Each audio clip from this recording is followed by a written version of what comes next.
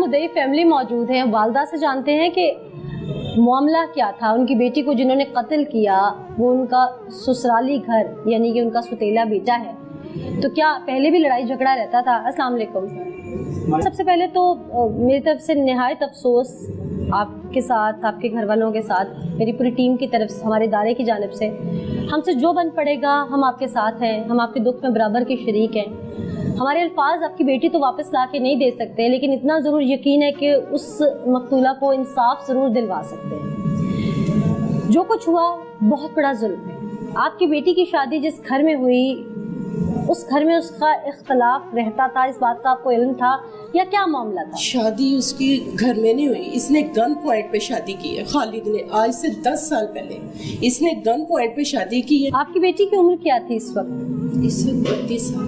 32 साल? हाँ जी। यानी कि जब उसकी शादी हुई वो 22 साल की थी। 22 साल की तो यकीनन उनको ना दुनिया की समझ होगी ना। इसने उसको ऐसे वर्गलाया। कहाँ वर्गलाया? हॉस्पिटल में जॉब करती थी वो? जॉब करती थी। 10 साल से इसी हॉस्पिटल में थी। क्योंकि हम तो बड़े गरीब से हैं, तो हम जॉब के लिए मेरी बेटी गई थी, इसने उसको वर्गलाया। फिर इसने गन पॉइंट पे निकाह किया। जिसने इसका निकाह करवाया था ना वो इसका वकील था, झूठा निकाह करवाया, झूठे उस तब उसका शनाख्ती कार्ड भी नहीं बना था जब इसने उससे निकाह किया। उसके बाद हमें 5-6 साल नहीं पता लगा। 3 साल से जब मुझे पता लगा ना तो ये हमारे घर आया था रिवॉल्वर लेके। इसने मेरे बेटे को, मुझे और मेरी बेटी को बहुत मारा। क्यों? झूठे इल्जाम लगाता था, कभी कहता था तू किसी के साथ सेट है, कभी कहता था तू किसी के तो आप लोगों ने पूछा नहीं कि तुम कौन और क्यों हमारी बेटी पर इल्जाम लगा? उस दिन पता लगा था कि इसने निकाह किया हुआ। फिर मेरी बेटी ने मुझे कहा भी मुझसे गलती हो गई है, तो इसने इस तरह मेरे साथ निकाह किया है। इसने पूरे गली में आदमी इकट्ठे किए हुए थे। ये जब भी हमारे घर आता था ना 50 आदमी बाहर खड़े करके और अपने बेटे गन पे उनको दे के तो हमारे घर आता था। तो कहता था अगर आप लोगों ने किसी से कुछ कहा तो मैं आप सबको एक एक करके गोली मारूंगा। फिर इसने आए दिन मेरी बेटी को टॉर्चर करना, सारी 12-12 बजे तक इसने अपने ऑफिस में खड़े करना।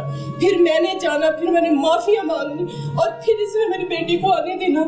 ये इतना जालिम और दरिंदा इंसान है। तो आपने अपनी बेटी की खुला नहीं हो गई थी खुला। ये खुला होने के बाद 6 माह बाद इसने कत्ल किया उसको। खुला हो गया था उसको। क्यों तलाक भी नहीं देता था? कहता था ना तुझे रखूंगा ना तुझे छोड़ूंगा, तुझे तड़पा तड़पा के मारूंगा, ऐसे कहता होता था। अल्लाह आपको सब्र दे। इसने बहुत जुल्म किया मेरी बेटी से। यकीनन हम सब के साथ बड़ा इसने जुल्म किया। ये असल कातिल तो बाहर है, इसने और इसके बेटे ने मिलकर मेरी बेटी को कत्ल किया। हमारा सहारा था, हमारा घर चलता था उससे। इसने इतना जुल्म हमारे साथ किया है। मेरे जिगर के टुकड़ा ले गया, मेरी जिंदगी ले गया ये इंसान। हमारी कमर तोड़ दी ऐसे जालिम दरिंदे इंसान। और मेरे बेटे को भी आए दिन डराता था, कहता था जब मारूंगा तेरे भाइयों को चौक में गोली से मारूंगा। हमारे घर ही बार लेके आता होता था। और ये हमारे साथ इस तरह इसने जुल्म किया है ना कि बस मैं चाहती हूँ कि हमें इंसाफ मिलना चाहिए। यकीनन आप इंसाफ की हकदार हैं और अल्लाह सब्र दे। आप साथ थे उस दिन? जी मैं साथ। क्या हुआ था उस वक्त, जरा कुछ बताइए। हम घर से कुछ ही फासले पे थे कि पीछे से एक बाइक आई है, उन्होंने एक फायर किया और वो चले गए हैं। जब मैंने इस तरफ देखा तो मेरी बहन नीचे जमीन पे गिरी पड़ी थी। 6-7 दिन हमने हॉस्पिटल जना में उसको एडमिट रखा है। कहाँ गोली लगी थी? उसके सर पे, पीछे से सर पे गोली लगने के बाद भी 7 दिन तक वो जिंदा रही? जी बिल्कुल, वेंटिलेटर पे जना हॉस्पिटल में न्यूरो सर्जरी वार्ड में वो एडमिट रही है। अल्लाह आप लोगों को सब्र दे जी। हम आप लोगों के लिए बार बार अपील करेंगे कि इस फैमिली को इंसाफ दिलवाया जा सके और इसमें जो जो शामिल है उन्हें कैफिर किरदार तक पहुंचाया जा सके। अब मेन एक्यूज की जानिब जाते हैं, उसके मुंह से सुनवाते हैं कि आखिर ये सब कैसे हुआ, उनकी रेकी कैसे थी और टारगेट किया गया कहाँ पे किया गया, रिवॉल्वर कहाँ से लिया, सब कुछ अपने नाज़रीन के आगे रखें। मेरे साथ इस वक्त कुछ अहले इलाका मौजूद है, इनसे जानते हैं कि असल मामला क्या था। अस्सलाम वालेकुम जी। मकतूला का क्या मामला था जो ये आखिर उसकी जान ही ले गया? ऐसा था कि जब ये जहाँ जॉब करती थी ना शाफी हॉस्पिटल में, वहाँ पे खालिद मलिक नाम का जो बंदा था जो इनका एडमिट में था। ये बाद में जो बात पता चली जब ये बच्ची का ये हादसा हुआ तो पता चला जी कि इनकी कोई इस आपस में शादी का मसला था, चाहता था कि एक्सपोज हो। इसी वजह से डराता समझाता रहेंगे। घर भी अक्सर उसकी बहन भाइयों को, माँ को आके वो चेक करता रहता था। तो उसके बाद जब उन्होंने ये मसला इतना बिगड़ गया, क्योंकि कुछ वो हॉस्पिटल की हिसाब किताबें भी जो उसके थ्रू वो करवाता था, जो घपला वगैरह, वो चाहता था कोई चीज़ भी मेरी सामने ना आए। तो जब उसको ये डर हो गया, जब इसने खुला ले लिया, तो उसके बाद चल के साहब ये मेरे हाथ से निकल गई है, तो ये मुझे एक्सपोज कर देगी, मुझे हर जगह से नंगा कर देगी। तो इसी के ऊपर ये बिना गुबर ये सारा काम किया। ठीक, आप जानते हैं खालिद मलिक को? हाँ जी। किस तरह का आदमी है? ये बस करप्ट आदमी है सारा। अच्छा। हाँ जी, पुलिस डिपार्टमेंट में इसका अच्छा खासा तल्लक है। अच्छा, मरने तो वाली ताल्लुक का मकतूला, मतलब क्या है कि किसी को कत्ल करवा दिया जाए? मरने वाली की रिकॉर्डिंग है, सुनिए मैंने। वो कहते हैं, बताती है कि ये CID देखता रहा, तो प्रोग्राम ऐसे देखा, कहता होता था कि मैं तुम्हें बीच चौक में बुलवाऊंगा। फिर वो एक जगह रिकॉर्डिंग में अपनी बताती है इसके साथ गुफ्तगू में, उसमें कहती है कि जो है ना, पहले खालिद तुम मुझे कहते थे कि मैं तुम्हें बीच में चौक मारूंगा, अब तुम कहते हो तुम किसी से मरवाऊंगा। वो मैंने बिल्कुल सुनी है हाँ जी। रिकॉर्डिंग। अच्छा, मुझे बताइएगा मकतूला कैसी लड़की थी और इसकी फैमिली कैसी थी? अच्छी फैमिली है जी, घरेलू फैमिली है, गरीब लोग थे, तो इसने उसको गरीबी का ना नजायज फायदा उठाया, उससे जो है ना खुफिया उससे शादी की, ब्लैकमेल करता रहा। हर रिकॉर्डिंग में वो बताती है कि तुमने धोखे से मेरे से शादी की।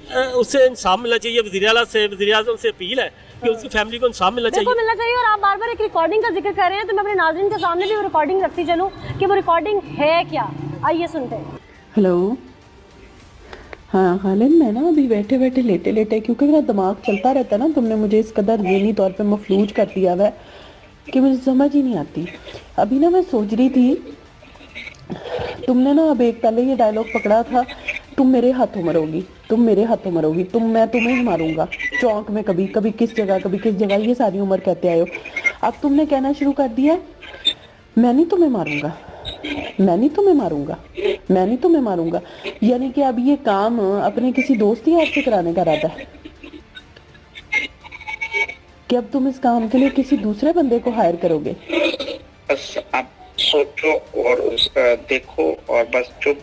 तो मुझे पिछले काफी दिनों से ये बात कह रहे थे कि जी अभी मौसम नहीं है, अभी वो हवा नहीं चली, यानी कि अभी तुम मेरे कत्ल की बाकी की प्लानिंग्स कर रहे हो। अगर मतलब तुम मेरे साथ कोई हादसा करवाते हो तो तुम्हें तो नहीं मसला होगा, मसला तो मुझे होगा, ठीक है? और फिर बाद में तुम्हारा नाम भी नहीं आना चाहिए। तो तुम अपने किराए के ये जो चंद एक वकील, SHO फलाना, तुम तो कहते थे तुम्हें तो चौक में खड़ा करके गोली मारनी चाहिए, और तुम मेरे ही हाथों मरोगे। और मैं तुम्हें मारूंगा नहीं, मैं तुम्हें इस तो कभी टांगों में, तो कभी कहीं, तो कभी कहीं, ये सारी गोलियों की धमकियां तो तुम देते रहे। क्यों ये बातें कर रही हो अभी? मुझे रह रह के याद आती हैं खालिद, मुझे रह रह के बातें याद आती हैं। यही तो वो सारी बातें हैं जिनके ऊपर हम आज इस मुकाम पे खड़े हुए हैं। मर तो एक दिन जाना ही है, चाहे अगर खालिद की गोली से मरना लिखा है तो खालिद की गोली से ही मरना है। तुम खालिद की गोली से मरोगी। चलो, अगर ये बात अब ठीक है कि खालिद अब कहता है खालिद की नहीं, खालिद के किसी रिश्ते की गोली से मरूंगी, ऐसे है? अगर तुम किसी को भेजो मुझे मारने के लिए और उसकी मुझ पे आंख आ जाए और वो बेईमान हो जाए, फिर क्या करोगे? वाह, कमाल करती हो। फिर क्या करोगे? वो पहले आंख रखेगा फिर मारेगा, ये तुम्हारे ज़हन में आ? नहीं, कोई बात नहीं, आते ही तो शूट नहीं कर देगा ना। तुझे क्यों मरवाना? मुझे पहले क्यों मारना था? क्योंकि पहले जो तुम बातें करती थी अब तुम उस पे अमल पैरा हो। मुझे मारना क्या हासिल है? नहीं तो इसका मतलब सारी जिंदगी मुझे धमकियां दे के डराते ही रहे हो सिर्फ? नहीं। फिर नहीं, अच्छा फिर मुझे पता क्यों तुम्हारी धमकी नहीं लगती थी? पता क्यों? पूछो ना कि मैं उसको हकीकत क्यों समझती थी, पूछो। बताओ। उसको मैं हकीकत इसलिए समझती थी कि तुम 2 दफा मेरे घर पिस्टल लेके आ चुके हो। याद कराऊं कब?